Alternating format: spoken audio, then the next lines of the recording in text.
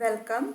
In this video, we will discuss about the India-Italy Virtual Summit. So, India and Italy relationship has been become little bit tense because of the fisherman killing incident. But apart from that, India and Italy has been sharing a congenial kind of a friendship over a period of time. So, in this video, we will try to discuss few of the points which are the recent development in terms of the virtual summit and other recent developments, as well as we will also try to link the historical aspect of India and Italy relationship. So let's begin. So India and Italy are set to sign a dozen agreements in area ranging from trade, investment to infrastructure when the Prime Minister and his Italian counterpart hold a virtual summit. So the idea is, if from the range of the agreements that two countries are going to sign, you can see the convergence from the aspects or interest of India and Italy in those fields. Around a dozen agreements and MOUs. MOUs are your Memorandum of Understanding, covering areas such as trade, investment, infrastructure, environment, fisheries, media and filmmaking are expected to be signed at the summit. So these are the few areas which has been earmarked, which will be like both of the nation, they will negotiate along these lines and will sign agreements and memorandum of understandings. The two sides will explore the possibility of increasing Italian investment in India and enhancing defense cooperation and manufacturing under the Make in India initiative. So if you see from those perspective, the defense cooperation, which is one of the cornerstone for any two countries to come close to defense cooperation, and along with that they are also talking about increasing the investment. So investment in the form of FDI, if that particular investment and the defense cooperation is increased, we can see that India and Italy are becoming friendly allies. So that is the basic concept behind the latest virtual summit which is going to be held. Both countries are keen to firmly put behind the 2012 killing of two Indian crew members of the fishing boat off the coast of Kerala by Italian Marines. So this has been a contentious issue, or the one which was causing tension between Italy and India. So what happened in 2012? Italian Marines actually killed the two fishermen who were fishing along the coast of Kerala, and that created a lot of problem between the relationship of Italy and India, in terms of the Italy didn't have the jurisdiction to carry out such an act.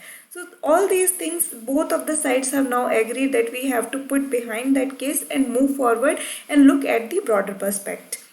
India sees Italy, the third largest EU economy after Brexit, with robust manufacturing, technological and design capabilities, as a strong partner for Make in India and Atmanirbhar Bharat initiative. So if you know, over the whole pandemic season, or what you can say whole pandemic times, our Prime Minister has launched the idea of Atmanirbhar Bharat. He said that in present world and time, with the kind of demographic dividend we have, it is very important that India become Atmanirbhar or self-reliant. After that, we saw a skew of measure which was proposed by the finance minister over a period of time, which provided a different kind of fiscal stimulus to all these sectors.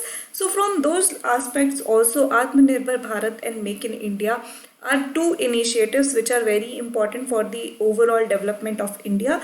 And India see Italy as a partner which could kind of provide the support to India which is needed for India to become developed in those aspects.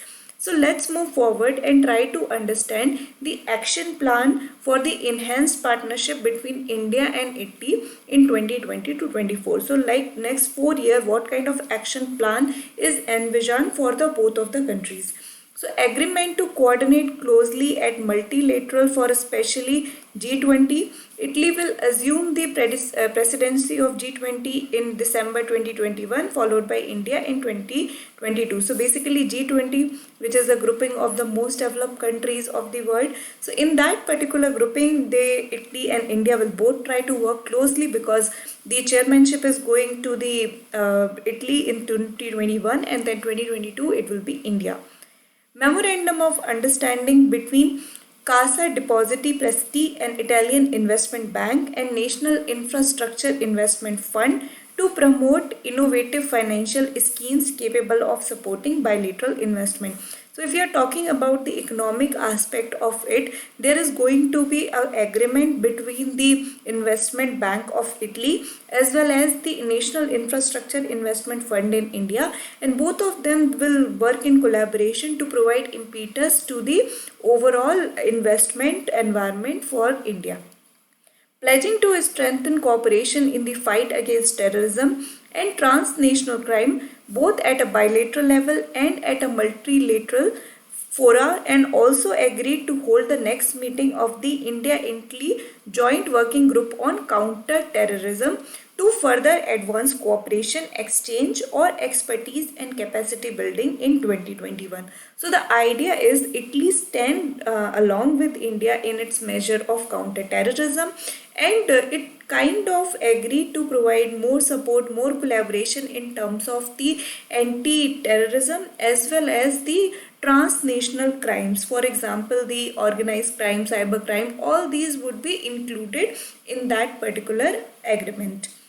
Reaffirming their commitment to the implementation of UNFCCC and its Paris Agreement and their respective nationally determined contribution. So very recently, if you remember, even before the election result from the US presidency came out, US actually formally pulled out from the Paris Agreement. Now that was a big blow, and because of the now election of Joe Biden, it is said that most probably US will again join the Paris Agreement. But even then, India and Italy, they again reaffirmed their commitment towards the Paris Agreement, which was meant to keep the temperature, the global temperature, at 2 degrees Celsius of the pre-industrial level. So from that aspect, again, India and Italy are showing convergence, that they both agree that the climate commitments need to be fulfilled. So this is the action plan for the upcoming 4 years where Italy and India are going to converge.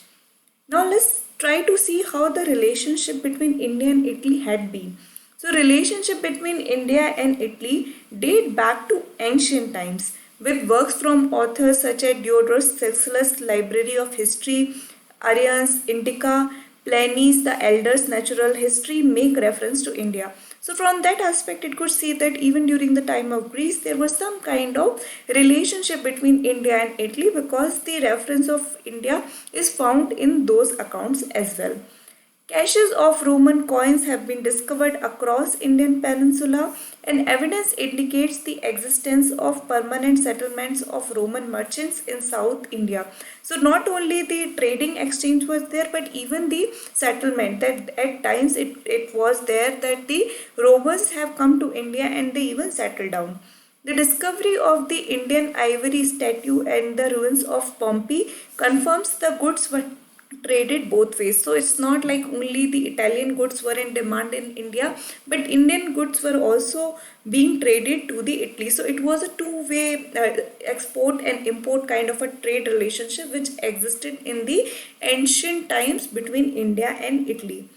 Now, what is the contemporary or the recent development which happens? So, bilateral trade between India and Italy grew by 12 times in the 2 decades between 1991 and 2011, from Euro 708 million to Euro 8.5 million. So, you see the bilateral trade between both of the country has been on rise, and the rise was also pretty good in terms of, like, in 2 decades 12 time increase in bilateral trade has happened, though potential is huge and there could be more point of convergence where the trade could eventually even be more.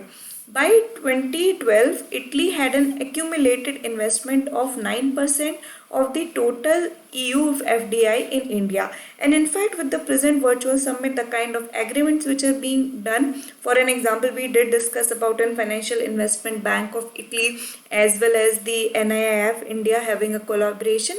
All these things will also provide to facilitate that more and more FDI or more and more Italian investment could come the way of India, hence strengthening the economic relationship. Italy accounted for 2.3% of India's total investment in the EU. So now India also invests in the EU, and in that the concentration of Italy is 2.3%. This could again increase in terms of what kind of collaboration is happening between India and Italy.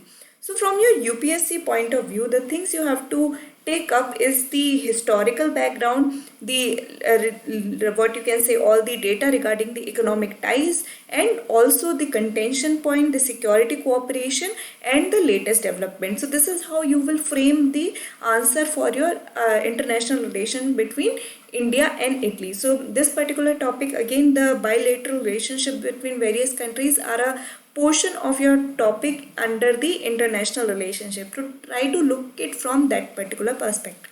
So I hope you have understood this video. If you have any doubt, feel free to drop a comment. Thank you.